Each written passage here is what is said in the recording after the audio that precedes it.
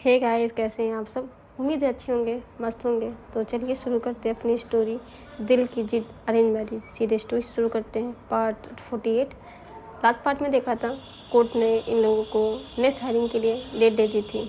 Hiring postpone हो चुकी थी और धीरे धीरे कोर्ट रूम से बाहर सब जा रहे थे। कॉरिडोर में हल्की हलचल, मीडिया की आवाज़, लेकिन एक जगह सन्नाटा था। उसी कोर्ट रूम के अंदर आमने सामने खड़ी थी रेणुका मल्होत्रा और मान्या राजपूत। जी हाँ, रेणुका धीरे धीरे मान्या की तरफ कदम बढ़ा रही थी। उसकी आंखों में एक ठंडा गुस्सा थी। मिस मान्या राजपूत, अपनी कंपनी को बचा पाओ तो बचा लो, क्योंकि मैं हारने वाली नहीं। ये सब सीधे वार थे हमारी मान्या के ऊपर, लेकिन मान्या ने उसकी आंखों में आंखें डाल के कहा, इस बार मैं भी हारने वाली नहीं हूँ। मैं अपना बेस्ट दूंगी।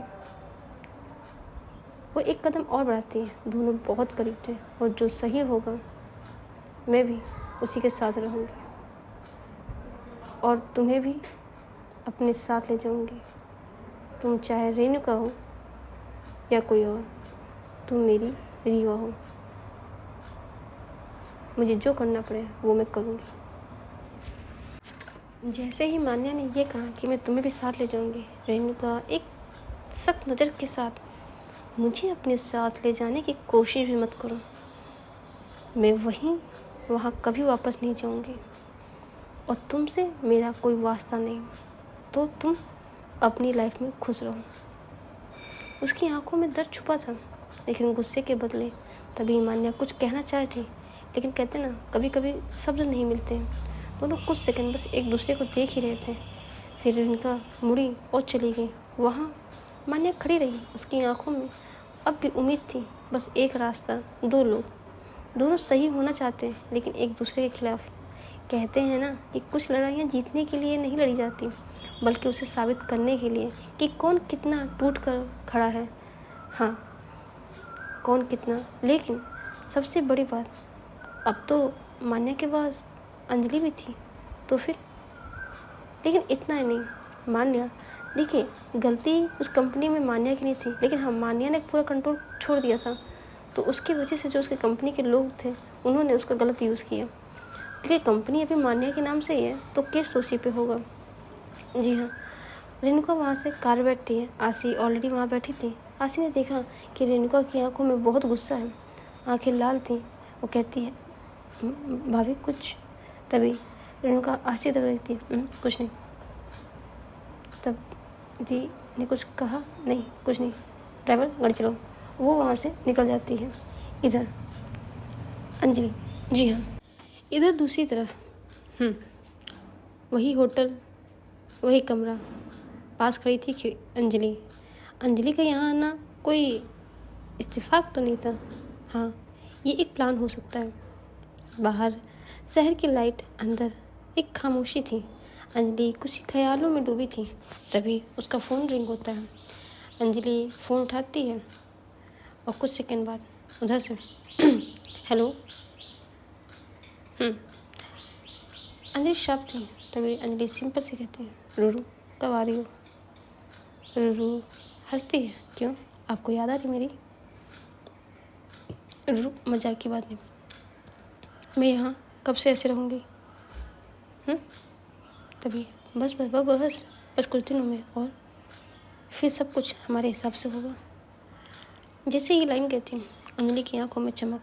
उसने धीरे से कहा, रूरू ने फिर से कहा, बस एक बार मान्या को और टूटने दो और फिर उसे पूरी तरह, तुम उसे पूरी तरह गिल्ट में डुबोगे। अंजलि एग्जैक्टली विंडो की तरफ बाहर देखते कहती है, उसे ऑलरेडी सब दिख रहा है। सच ये है कि अंजलि जो मान्या को संभाल रही है, वो असल में उसे और कमज़ोर बना रही है। रूरू और अंजलि एक ही साइड पर थे, माया और इनडायरेक्टली रेणुका अलग। रूरू ने कॉल को एंड में कहा, इस बार ना वो बचेगी और ना उसका कोई पास्ट। Call cut. अंजलि अकेली खड़ी, चेहरे पे मुस्कान और आंखों में एक खतरनाक सन्नाटा। सबसे खतरनाक दुश्मन वो नहीं होता है जो सामने खड़ा हो, बल्कि वो होता है जो आपके साथ खड़े दिखाई दे, जी हाँ, लेकिन अंजलि किस चीज़ का बदला लेना चाहती है? अंजलि तो खुद मान्या से बहुत प्यार करती है, तो क्या मान्या कब तक समझ नहीं पाई अंजलि को कि ये सब पूरा दिखावा था? ये तो हम आगे स्टोरी में ही सुनेंगे। उधर रेणुका बड़ी तेज़ी के साथ वहाँ से निकल चुकी थी। कार की तेज़ी रुकती है गेट पे, डोर खुलता है, रेणुका बाहर निकलती है। उसके चेहरे पे गुस्सा साफ था और आज जो कोर्ट में हुआ वो उसके अंदर तक हिला दिया। वो तेज कदमों से अंदर आती है और सोफे पे बैग सोफे फेंकती है, हील उतारती है और जैसे खुद को वाई खुद से कहती वाई मैं उसको सामने भूल क्यों नहीं पाई। तभी पीछे से आ जाती, भाभी क्या हुआ? प्लीज़ अभी थोड़ा, भाभी व्हाट इज़ प्रॉब्लम, बोलिए तो क्या हुआ? वो मेरे के सामने खुद को खड़ी करती है, खुद को देखती है, वही चेहरा है, लेकिन अंदर से सब कुछ बदला है। क्यों आई वो पास? क्यों मैं उसको बोल नहीं पाई? उसकी आवाज़ काँप रही थी। उसे याद आ रहा था कोर्ट रूम, मान्या की वाली, मैं तुम्हें अपने साथ ले जाऊंगी। अचानक रेणुका टेबल पे रखा गिलास उठाती है और जोर से फेंकती है। गिलास के चार चार कोने, उसकी तेज सांसें, आंखों में आंसू, लेकिन वो रोना नहीं चाह रही थी। तुम्हें क्या लगता है सब कुछ तोड़ के वापस आ जाओगी?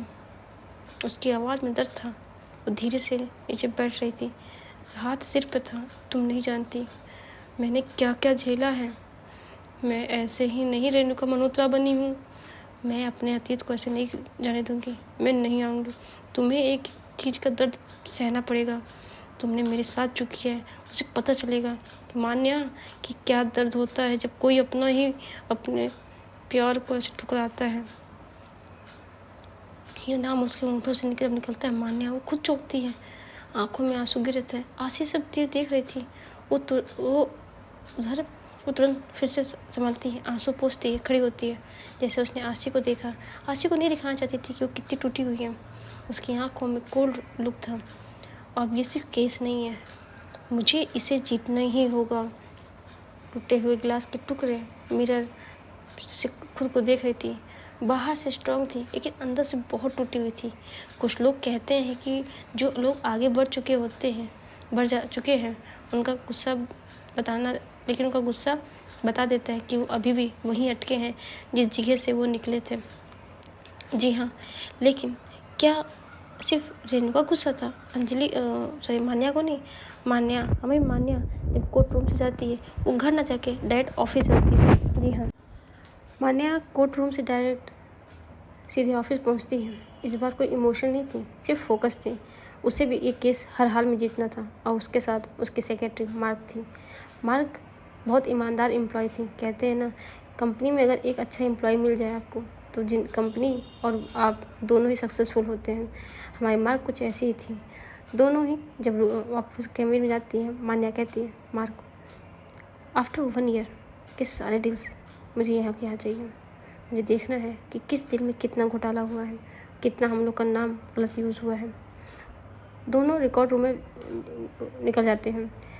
पिछले 1 साल की सारी फाइल्स, डील, एग्रीमेंट, ट्रांसफरेशन सब कुछ चेक करते हैं। हर चीज़ एक एक करके चेक हो रही थी। मान्या का चेहरा सख्त था, जैसे वो किसी पर ट्रस्ट नहीं कर रही है। मार्क कुछ मिसिंग क्या मैम? मान्या दूसरी फाइल उठाती है।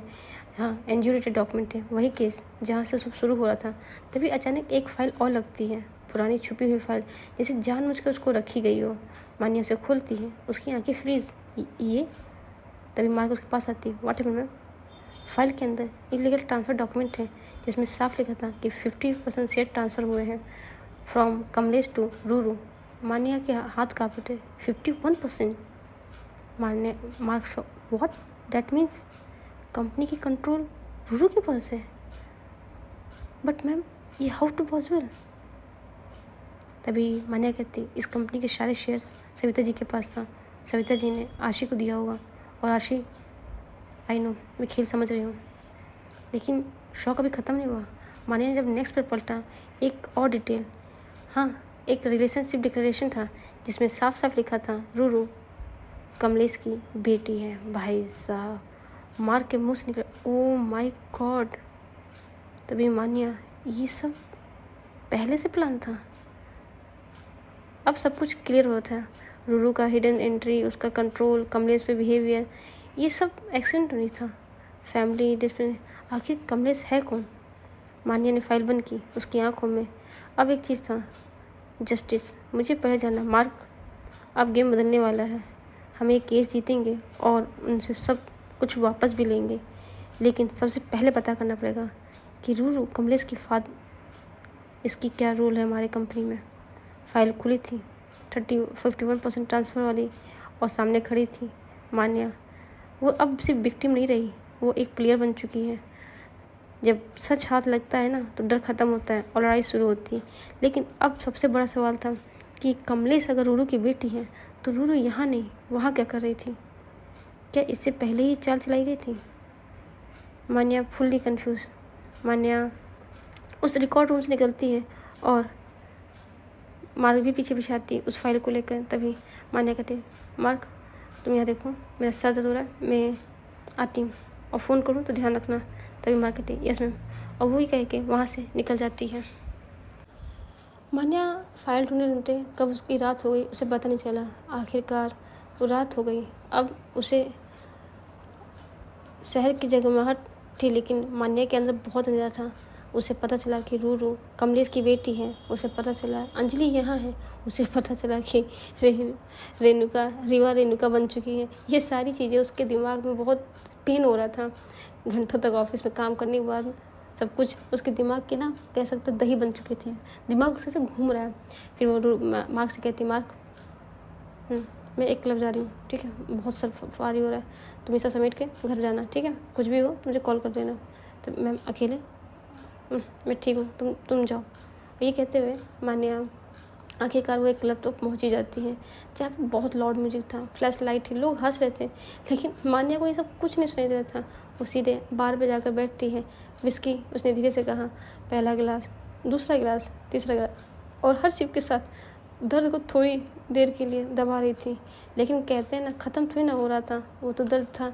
उसे बार बार कुछ चीज़ें याद आ रही थी। जैसे रेणुका ने कहा, अपनी लाइफ जगह ढूंढो, अब गलत ट्रैक पे हो। अंजलि ने कहा, तुम मेरे खूनी हो। और रूरू जो इतने दिन उसके दोस्त बनी थी, वो उसे पता ही नहीं था कि वो तो कमलेश अंकल की बेटी है। ये सब थे। और लेकिन इतनी विस्की पीने के बाद होता है ना, कुछ तो कंट्रोल हो गई। वैसे मान्या इतनी स्ट्रांग थी कि कंट्रोल नहीं हो सकती, लेकिन जब दिल डूबा हो तो कंट्रोल पे डूब ही जाता है। कुछ देर बाद उसकी आंखें हैवी हो रही थी, बॉडी वीक हो रही थी, और उठने की कोशिश करती है लेकिन बैलेंस खो रही थी। लड़खड़ाते कदम और गिरने वाली पोजीशन पे वो आ चुकी थी मान्या। और तभी उसे कोई पकड़ता है पीछे से। अंजलि, एक सॉफ्ट आवाज़, केयरफुल मान्या। मान्या को उसने संभाला, उसके पास वाली सीट बैठाया।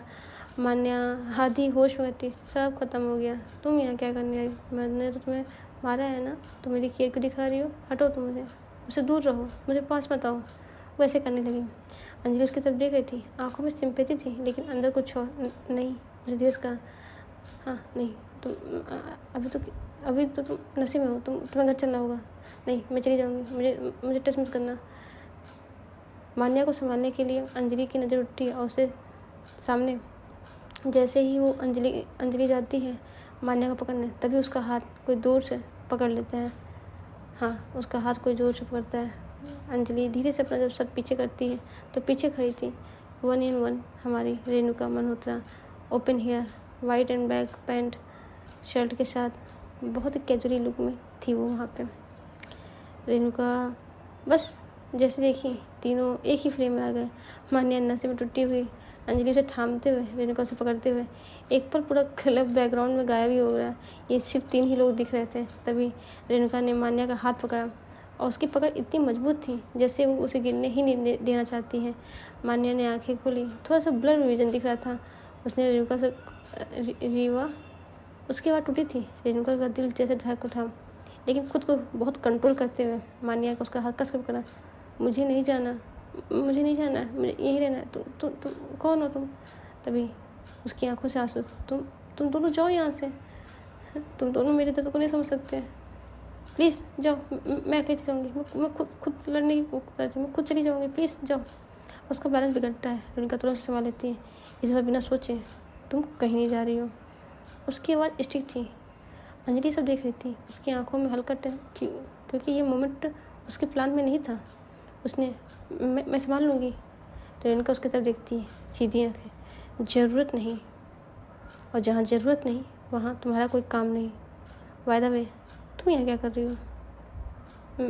मैं इसे संभालने आई थी। अच्छा, और तुम्हें कैसे पता चला कि ये गिरने वाली है?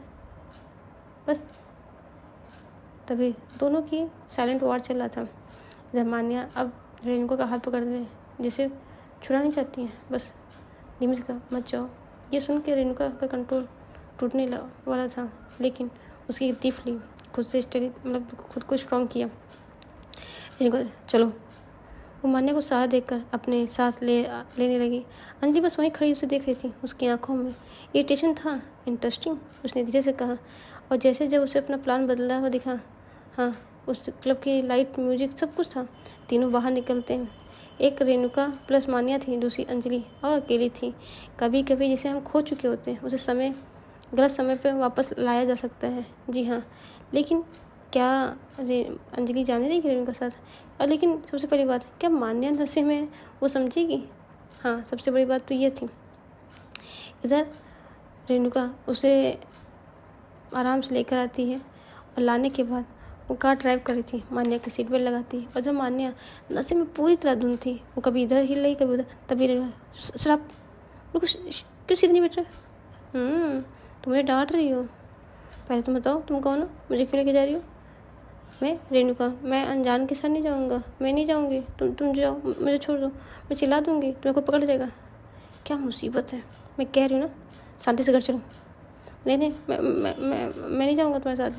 तुम गंदी हो, तुम मुझे डांटती हो, तुम मुझे गंदी हो। यही वो कहती। रेणुका परेशान हो जाती है। क्लब के बाहर तो आ चुकी थी, लेकिन अब जब कार में बैठी और जब मान्या की इस तरह हालत देखी थी, उसे हंसी भी आ रही थी और गुस्सा भी बहुत तेज था, बहुत ज़्यादा।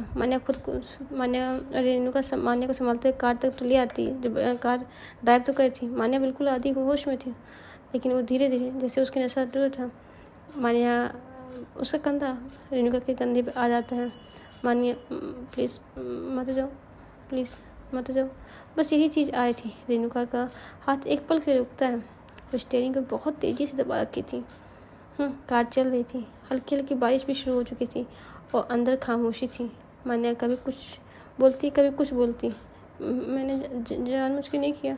मैंने तुम चली गई तो मैंने जानबूझ के नहीं किया। प्लीज़ माफ़ कर दो। लेकिन वो सिर्फ ड्राइव करती है, वो इन सब बातों को ध्यान ही नहीं देती। इधर देखते देखते घर के बाहर रुकती है। रेणुका धीरे से कार से उतरती है, अपनी सीट को हटाती है और फिर दूसरी साइड आके निकल उसको मान्या को पकड़ती है। उसका चेहरा देखने लायक था। वही घर जहाँ से कुछ देर पहले वो गुस्से में गई थी, और अब वही घर एक अलग कहानी लिख रहा है। रेणुका उसे बड़े प्यार से उतारती है। वो तभी मान्या कह, नहीं, मुझे घर नहीं जाना। मुझे तुम्हारे साथ रहना है, प्लीज़। मुझे तुम्हारे साथ। भाई साहब, जैसे ये कहती है रेणुका खुद, अब क्या करें? तभी कहती है, ठीक है, आओ चलो। नहीं, मुझे गोद में जाना है। मुझे रेणुका शॉक, व्हाट? तुम कोई छोटी बच्ची हो क्या, तुम्हें गोद लेके जाऊँ? नहीं, मुझे गोद में। मान्या, मैं तुमको यहीं छोड़ जाऊँगी, सोच लेना फिर। नहीं प्लीज़ ना, मुझे तभी चलना है अंदर कि बैठना है? ये बोलती है तभी, तुम गंदी हो, बहुत गंदी हो, तुम मेरी बात नहीं सुनती हो, यू आर गंदी। वो बार बार यही कह रही थी। तभी रेणुका के चेहरे पर हल्का सा स्माइल आ जाता है। वो जब ऐसा बोल रही थी, यू आर गंदी, तो चलो। वो उसके एक हाथ को अपने कंधे पर रखती है, और फिर कमर पे हाथ रखते हुए सहारे से अंदर लेके आ रही थी। और अंदर आसी बैठी हुई थी। और जैसे ही अंदर आती है, सामने आसी बैठी थी। शायद आसी रेणुका का ही वेट कर रही थी। तभी रेणुका मान्या को संभालते हुए बड़े प्यार से अंदर लेके आती है। तभी आशी, भाभी ये ड्रिंक कर रही थी, नशे में थी, चलने लायक नहीं है, ड्रिंक करने चली जाती हैं। पता नहीं कौन इनको इतना ड्रिंक करने सिखाया। भाभी ये तो बहुत नशे में। चलो संभालो इसको, इनको बेडरूम ले चलो। रेणुका उसे बेडरूम में धीरे धीरे लेके आती है। आशी भी हेल्प कर रही थी। तभी इधर रेणुका कहती है, प्लीज़ एक नींबू पानी लेके आओ। और एक नौकर जाता है, नींबू पानी बनाता है, और धीरे धीरे बेड पर लेटाती है।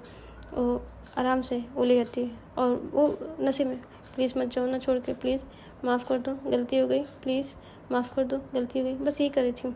आशी कहती किसको कह रही है, पता नहीं किसको बड़ा रही, नहीं वो पानी लेके आओ, पहले इसको जल्दी पिलाते हैं। और जब उसको लिटाती है तो पहले उसका शूज़ रिमूव करती है, उसके बाल साइड करती है।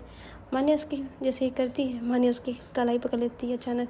भाई साहब, जैसे उसने पकड़ा था, उसके दिल की जो धड़कनें थी रेणुका की बहुत फास्ट भाग रही थी। उसे समझ ही नहीं आता था आखिर ये क्या है। उस जो इतनी स्ट्रांग थी उसकी आवाज़, तभी उसके आगे बंद थी बस ये रिवा। भाई रेणुका फ्रीज, ये नाम सुनना ही नहीं चाहती थी वो, लेकिन मान्या बार बार एक ही नाम रिवा कह रही थी। पूरा बॉडी उसका स्ट्रिक हो गया था। वो मान्या फिर धीरे से कहती है आंखें बंद, उसी में मैंने तुम्हें हट किया। उसके आंसू उसके कानों के पास बह रहे थे। लेकिन मैं तुमसे भाई रेणुका झुक कर सुनती कि वो क्या बोल रही है। मैं तुमसे आज भी प्यार करती हूँ। ये सुनते ही रेणुका की जो आंखें थी वो भर आती है। उसका दिल एक पल के लिए रुकता है, जैसे वो चाहती थी कि उसे गले लगा ले, सब कुछ भूल के कह दे मैं भी तुमसे बहुत प्यार करती हूँ। लेकिन फिर उसे याद आता है वो दर्द, वो रात, वो सब कुछ। उसने धीरे से अपना हाथ छुड़ाया। सो जाओ। उसकी आवाज़ धीमी थी। रेणुका सीधे खड़ी हुई, उसका दम दूर, और आखिरकार उसकी आंखों से जो आंसू गिरे थे उसे पोंछ के पीछे मुड़ गई। मान्या तो सो चुकी थी, लेकिन रेणुका धीरे से कहती काश ये सब इतना आसान होता। लेकिन उसकी इस बात की इतनी धीमी कही कि कोई सुन ही ना पाया हो।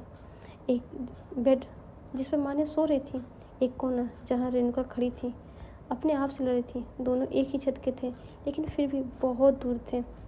तो गाइस, आज स्टोरी को हम यहीं रखते हैं। नेक्स्ट पार्ट में जानेंगे कि आखिर क्या होगा। Love you guys, tata, take care, bye bye.